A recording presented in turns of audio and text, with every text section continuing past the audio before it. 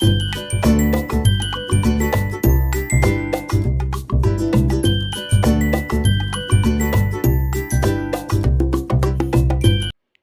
ಇವತ್ತಿನ ಟಾಪಿಕ್ ಬಂದುಬಿಟ್ಟು English grammar ಪಂಕ್ಚುವೇಷನ್ marks. ಪಂಕ್ಚುವೇಷನ್ marks ಅಂದರೆ ಕನ್ನಡದಲ್ಲಿ ಚಿಹ್ನೆಗಳು ಅಂತ ಹೇಳ್ತೀವಿ ನಾವು.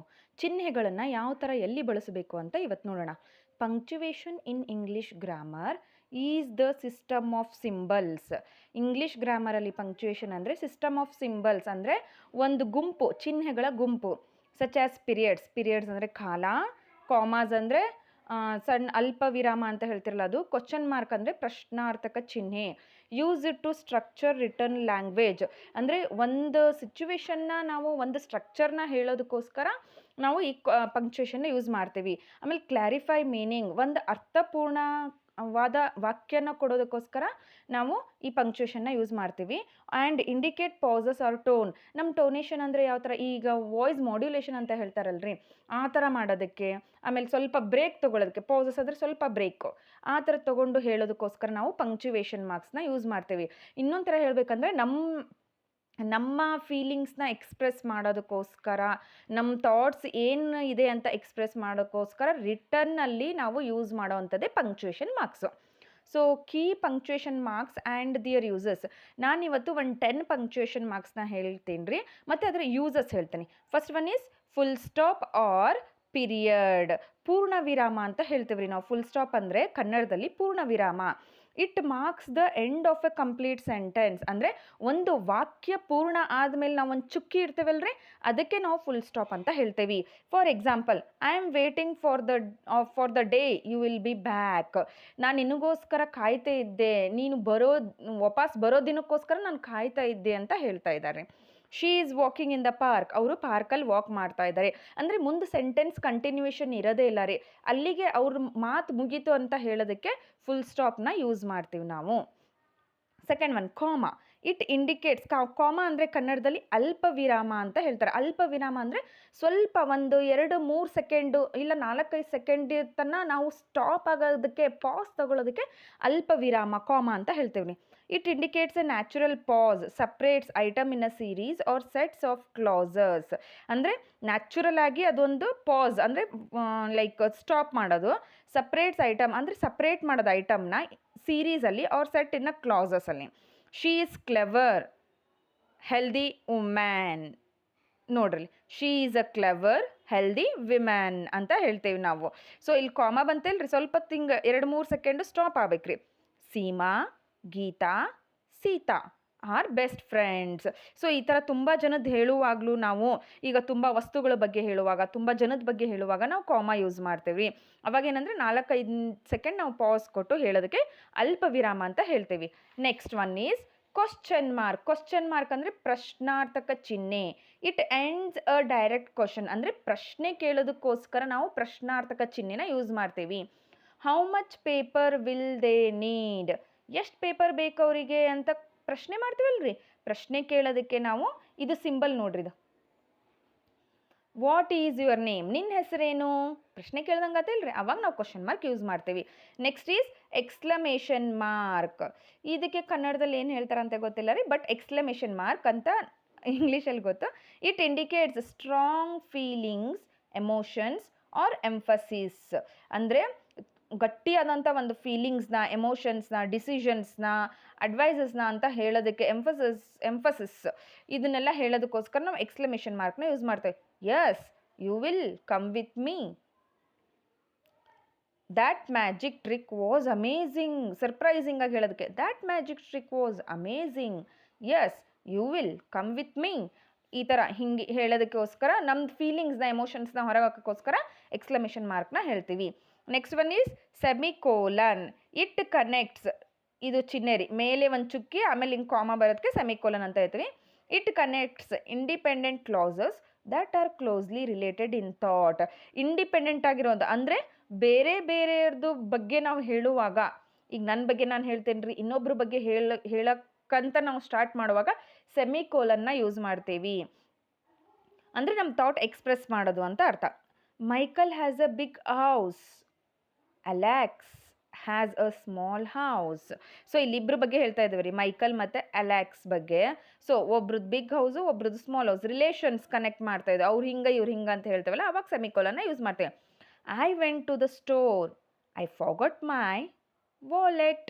ನಾನು ಅಂಗಡಿಗೆ ಹೋಗಿದ್ದೆ ರೀ, ನನ್ನ ವಾಲೆಟ್ ಮರ್ತು ಹೋಗಿದ್ದೆ. ಸೊ ಈ ಥರ ಎರಡರ ಬಗ್ಗೆ ಹೇಳುವಾಗ ನಾವೇನಂದರೆ ಸೆಮಿಕೋಲನ್ನ ಯೂಸ್ ಮಾಡ್ತೇವೆ. ನೆಕ್ಸ್ಟ್ ಈಸ್ ಕೋಲನ್, ಎರಡು ಚುಕ್ಕಿ ರೀ, ಮೇಲೊಂದು ಚುಕ್ಕಿ ಕೆಳಗೊಂದು ಚುಕ್ಕಿ. It introduces a list, explanation R example. ಅಂದರೆ ಏನಂದರೆ ಇದು ಲಿಸ್ಟ್ ಹೇಳುತ್ತೆ, ಎಕ್ಸ್ಪ್ಲನೇಷನ್ ಅಂದರೆ ವಿವರಣೆ ಕೊಡುತ್ತೆ, ಮತ್ತು ಉದಾಹರಣೆ ಕೊಡೋದಕ್ಕೋಸ್ಕರ ಕೋಲನ್ ಯೂಸ್ ಮಾಡ್ತೀವಿ.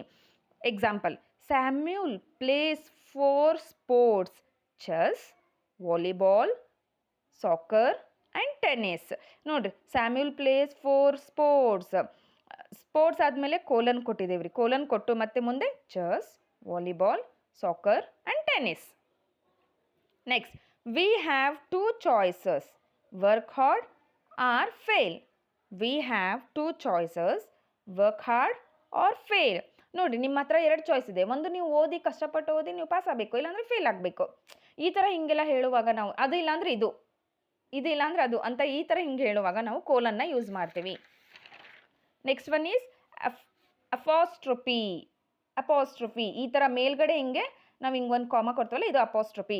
It shows the position or contraction. ಅಂದರೆ ಪೊಸಿಷನ್, ಯಾವ ಪೊಸಿಷನಲ್ಲಿದ್ದಾರೆ ಅಂತ ಆ ಥರ ಹಂಗೆ ಪೊಸಿಷನ್ ತೋರಿಸೋದಕ್ಕೆ, ಆಮೇಲೆ ಕಾಂಟ್ರಾಕ್ಷನ್ಸ್ನ ಹೇಳೋದಕ್ಕೆ ಅಪಾಸ್ಟ್ರಫಿ ಯೂಸ್ ಮಾಡ್ತಾರೆ. ದೇರ್ ಆರ್ 2 8s ಇನ್ 808. ನೋಡಿ, ಇಲ್ಲಿ 2 8 ಇದಾವದಲ್ರಿ, ಫಸ್ಟ್ ಒಂದು ಸೆಕೆಂಡ್ ಲಾಸ್ಟಿಗೆ ಒಂದು. ಸೊ 2 8 ಇರೋದ್ರಿಂದ ಸೊ ನಾವೇನು ಹೇಳ್ತಾ ಇದ್ದೀವಿ, 2 8s ಇದ್ದಾವೆ, 8s ಇನ್ 808. ಕೆನಾಟ್, ಕಾಂಟ್ ಅಂತ ಹೇಳ್ತೇವೆ ರೀ. ಆಮೇಲೆ ಇನ್ನೊಂದು ಶುಡ್ ನಾಟನ್ನು ಶುಡಂಟ್. ಸೊ ಈ ಥರ ಕಾಂಟ್ರಾಕ್ಷನ್ಸ್ನ, ಅಂದರೆ ಈ ಥರ ಫುಲ್ ಫಾರ್ಮಲ್ಲಿ ಇರೋದನ್ನು ನಾವು ಎನ್ ಮತ್ತು ಅಪಾಸ್ಟ್ರಫಿ ಟಿ ಕೊಡೋದಕ್ಕೆ ಈ ಥರದಕ್ಕೆಲ್ಲ ನಾವು ಕಾಂಟ್ರಾಕ್ಷನ್ಸ್ ಅಂತ ಹೇಳ್ತೀವಿ. ಸೊ ಕಾಂಟ್ರಾಕ್ಷನ್ಸಲ್ಲೂ ಕೂಡ ನಾವು ಅಪಾಸ್ಟ್ರಫಿ ಯೂಸ್ ಮಾಡ್ತೀವಿ. Next is quotation marks. Quotation marks ಅಂದರೆ ಹೈಲೈಟಿಂಗ್ ಸೆಂಟೆನ್ಸ್ ಅಂತಲೂ ಹೇಳ್ತೀವಿ ರೀ ನಾವು. ಈ ಥರ ಮೇಲ್ಗಡೆ ಹಿಂಗೆ ಫಸ್ಟು ಕಾಮರ್ಸ್ ಓಪನಿಂಗ್ ಬರುತ್ತೆ ರೀ, ಆಮೇಲೆ ಎಂಡಿಂಗಿಗೆ ಕ್ಲೋಸಿಂಗ್ ಕಾಮರ್ಸ್ ಬರುತ್ತೆ. It shows the spoken or written quoted words. ಈ ಕವಿಗಳು, ಸಾಹಿತಿಗಳು ಎಲ್ಲನೂ ಬರೆದಿರ್ತಾರಲ್ರಿ, ಅವ್ರು ನೋಡ್ರಿ ಅಲ್ಲಿ ಕೊಟೇಶನ್ ಕೊಟ್ಟಿರ್ತಾರೆ ರೀ, ಈ ಥರ ಹಿಂಗೆ ಓಪನಿಂಗು ಕ್ಲೋಸಿಂಗ್ ಕಾಮರ್ಸ್ ಅಂತ. ಸೊ ಅಲ್ಲಿ ನಾವು ಇದನ್ನು ಯೂಸ್ ಮಾಡ್ತೀವಿ ಕೊಟೇಶನ್ಸ್ ಯಾವಾಗಲೂ. I am very tired, she said. ನೋಡ್ರಿ, ಅವಳೇನು ಹೇಳಿದ್ಲು, ಐ ಆಮ್ ವೆರಿ ಟಯರ್ಡ್. ನೋಡಿ, ಕೊಟೇಶನ್ ಮಾರ್ಕು ಓಪನಿಂಗ್ ಇದೆ, ಇಲ್ಲಿ end of the sentence closing quotation mark ಇದೆ, she said. Jessica said the party is on Monday. So Jessica ಏನು ಹೇಳಿದ್ಲು, opening quotation mark, the party is on Monday, closing quotation mark. Shakespeare said ಅಂತ ಹೇಳಿ ಮುಂದೆ ಅವ್ರು ಏನು ಹೇಳಿದಾರಂತ ಈ ಥರ ಕೊಟೇಶನ್ ಮಾರ್ಕ್ ಹಾಕಿ ಮತ್ತೆ ನಾವು ಪಾರ್ಟಿ ಈಸ್ ಆನ್ ಮಂಡೇ ಅಂತ ಹೇಳ್ತೀವ್ರಿ, ಆ ಥರ ಹಾಗೆ. ಸೊ ಇದು ಕೊಟೇಶನ್ ಮಾರ್ಕು ಓಪನಿಂಗು ಮತ್ತು ಕ್ಲೋಸಿಂಗ್ ಆಗುತ್ತೆ. ಇವಾಗ ಕುವೆಂಪು ಅವ್ರು ಹೇಳಿದರು, ಕನ್ನಡವೇ ಸತ್ಯ ಕನ್ನಡವೇ ನಿತ್ಯ ಅಂತ. ಸೊ ಆ ಥರ ಕನ್ನಡವೇ ಸತ್ಯ ಕನ್ನಡವೇ ನಿತ್ಯ ಅಂತ ಬರುವಾಗ ಓಪನಿಂಗ್ ಕೊಟೇಶನ್ ಮಾರ್ಕ್ ಕುವೆಂಪು ಅವರು ಅಂತ ಬರೋದು, ಕುವೆಂಪು ಹೇಳಿದ್ದು ಅಂತ ಬರೋದು, ಕೊಟೇಶನ್ ಮಾರ್ಕ್ ಓಪನಿಂಗ್ ಕೊಟ್ಟು ಕ್ಲೋಸಿಂಗ್ ಕೊಡ್ತೀವಿ ರೀ. Next, hyphen.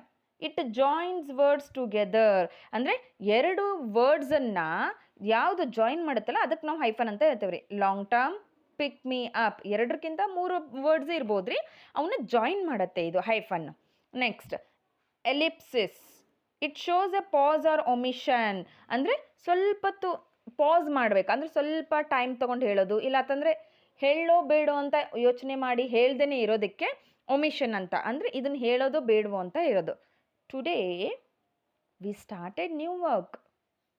Second one, I thought I could trust him but I was wrong. So but ಆದಮೇಲೆ ಸ್ವಲ್ಪ ಪಾಸ್ ತಗೊಂಡಲ್ರಿ, ಅದಕ್ಕೆ ನಾವು ಎಲಿಪ್ಸಿಸ್ ಅಂತ ಹೇಳ್ತೀವಿ. ನೆಕ್ಸ್ಟ್, ಪಂಕ್ಚುಯೇಷನ್ ಮಾರ್ಕ್ಸಿಗೆ ಏನು ಟಿಪ್ಸ್ ಇದಾವು ಅಂತ.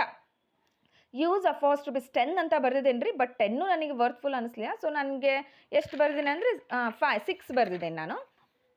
Use ಅಪಾಸ್ಟ್ರಫೀಸ್ correctly. ಅಪಾಸ್ಟ್ರಫೀಸ್ನ ನಾವು ಯಾವಾಗಲೂ ಕರೆಕ್ಟಾಗಿ ಯೂಸ್ ಮಾಡಬೇಕು ಪೊಸೆಸಿವ್ಸ್ಗೆ. Like the school's faculty, our family's crest, the shirt scholar.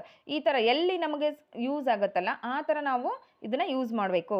And certain contractions ಅಂದರೆ ಇಟ್ಸು, ಲೆಟ್ಸು. ನಾ ಹೇಳಿದ್ನಲ್ರಿ, ಇಟ್ ಈಸ್ ಅನ್ನೋ ಬದಲಿ ಇಟ್ಸ್, ಲೆಟರ್ಸ್ ಅನ್ನೋ ಬದಲಿ ಲೆಟ್ಸ್, ಶೀಸ್ ಅನ್ನೋ ಬದಲಿ she's, the apostrophe is not used to form most plurals. ಪ್ಲೂರಲ್ಲಿಗೆ ವರ್ಕ್ ಆಗಲ್ಲ ರೀ ಇದು, ಏನೇ ಇದ್ರೂ ಸಿಂಗ್ಯುಲರಿಗಷ್ಟೇ ಅಪಾಸ್ಟ್ರಫಿನ ನಾವು ಯೂಸ್ ಮಾಡಬೇಕು. Second one, use a hyphen for compound adjectives. When two or more words collectively serve as an adjective before the word they are modifying those words should normally be hyphenated. So ಎರಡಕ್ಕಿಂತ ಮೂರು ಹೆಚ್ಚಿಗೆ words ನಾವು connect ಮಾಡುವಾಗ ನಾವೇನು ಮಾಡಬೇಕಂದ್ರೆ ಹೈಫನ್ನ use ಮಾಡಬೇಕು. The hastily arranged meeting came on the heels of less than stellar earnings. Less than stellar ಅನ್ನೋದು ಕಾಂಪೌಂಡ್ ವರ್ಡ್ ಆಯಿತು. ಎರಡಕ್ಕಿಂತ ಮೂರು ಪದಗಳು ಅಂದರೆ ಒಂದಕ್ಕಿಂತ ಹೆಚ್ಚಿಗೆ ಪದಗಳಿದ್ರೆ ಕಾಂಪೌಂಡ್ ಅಡ್ಜೆಕ್ಟಿವ್ಸ್ ಅಂತ ಹೇಳ್ತೀವಿ ರೀ, ಅಲ್ಲಿ ನಾವು ಹೈಫನ್ನ ಯೂಸ್ ಮಾಡ್ತೀವಿ. Distinguish between the colon and semicolon. So ಕೋಲನ್ನು ಸೆಮಿಕೋಲನ್ ಹಾಕುವಾಗ ತುಂಬ ಮಿಸ್ಟೇಕ್ ಮಾಡ್ತಾರೆ, ಅದನ್ನು ನೀವು ನೋಡ್ಕೋಬೇಕು. The colon and the semicolon can both be used to connect two independent clauses. When the second clause expands on or explains the first, use a colon. ಅಂದರೆ first second ನಾವು sentence ಏನು ತೊಗೊಂಡಿರ್ತೀವಲ್ಲ ರೀ, ಅದು ಫಸ್ಟ್ ಸೆಂಟೆನ್ಸ್ನ portray ಮಾಡುವಾಗ ನಾವು colon use ಮಾಡಬೇಕು. When the classes R merely related but the second does not follow for the first, use a semicolon. ಇವಾಗ ಕ್ಲಾಸಸ್ ಹೇಳುವಾಗ ನಾವು ಕ್ಲಾಸಸ್ನ ನೆಕ್ಸ್ಟ್ ಕ್ಲಾಸಸ್ಸಲ್ಲಿ ಹೇಳ್ತೀನಿ. ಸೊ ಸೆಮಿಕೋಲನ್ ಯಾವಾಗ ಯೂಸ್ ಮಾಡಬೇಕಂದ್ರೆ ಸೆಕೆಂಡ್ ಸೆಂಟೆನ್ಸ್ ಏನಾದರೂ ಅದು ಫಸ್ಟ್ ಸೆಂಟೆನ್ಸಿಗೆ ಡಿಪೆಂಡೆಂಟ್ ಇಲ್ಲ ಅಂದ್ರೆ ಸೆಮಿಕೋಲನ್ ಯೂಸ್ ಮಾಡಬೇಕು. ಸೆಕೆಂಡ್ ಸೆಂಟೆನ್ಸ್ ಏನಾದರೂ ಫಸ್ಟ್ ಸೆಂಟೆನ್ಸಿಗೆ ಡಿಪೆಂಡೆಂಟ್ ಇದೆ ಅಂದಾಗ ನೀವು ಕೋಲನ್ ಯೂಸ್ ಮಾಡಬೇಕು. Avoid multiple punctuation at the end of a sentence. ಇವಾಗ ನೋಡ್ರಿ, Sita is a brave girl ಇದನ್ನು ಬರೋದು ಫುಲ್ ಸ್ಟಾಪ್ ಅಷ್ಟೇ ಇಡಬೇಕ್ರಿ. ನೀವು ಫುಲ್ ಸ್ಟಾಪ್ ಜೊತೆಗೆ ಕ್ವಶನ್ ಮಾರ್ಕು ಇಟ್ಟೆ, ಆ ನಂತರ ಎಕ್ಸ್ಕ್ಲಮೇಷನ್ನು ಇಟ್ಟೆ ಅಂದರೆ ಅದು ತಪ್ಪಾಗತ್ತೆ ರೀ. ಒಂದನ್ನೇ ಅಂದರೆ ಮಲ್ಟಿಪಲ್ ಪಂಕ್ಚುಯೇಷನ್ ಮಾರ್ಕ್ನ ನಾವು ಅವಾಯ್ಡ್ ಮಾಡಬೇಕು. Use a colon to introduce a list only when the introductory text is a complete sentence. So colon ಯಾವಾಗ ಯೂಸ್ ಮಾಡಬೇಕು ರೀ ನಾವು ಅಂದರೆ ಇಂಟ್ರೊಡಕ್ಟರಿ ಇದ್ದಾಗ ಅಷ್ಟೇ ನಾವು ಯೂಸ್ ಮಾಡಬೇಕು. Use commas to indicate non essential informations. Commas ಯಾವಾಗ ಯೂಸ್ ಮಾಡಬೇಕಂದ್ರೆ ಅದೇನು ಇಂಪಾರ್ಟೆಂಟ್ ಇರಲ್ಲ ರೀ, ಅಷ್ಟೇ ಹೇಳಬೇಕಾಗಿರುತ್ತೆ. ನಾವು Sita Gita Rita stand up on the bench ಅಂತ ಹೇಳುವಾಗ ನಾವು ಕಾಮರ್ಸ್ ಯೂಸ್ ಮಾಡಬೇಕು. ಸೊ ಇದು ಪಂಕ್ಚುಯೇಷನ್ ಅರ್ಥ ಆಯಿತು ಅನ್ಕೋತೇನೆ ರೀ. ನನ್ನ ಚಾನಲ್ಗೆ ಸಬ್ಸ್ಕ್ರೈಬ್ ಆಗಿ, ಲೈಕ್ ಮಾಡಿ, ಶೇರ್ ಮಾಡಿ. ಇನ್ನೇನಾದರೂ ನಿಮ್ಗೆ ಇದೇ ಥರದ ವಿಡಿಯೋಸ್ ಬೇಕಂದರೆ ಕಮೆಂಟ್ ಮಾಡಿ. Thank you for watching.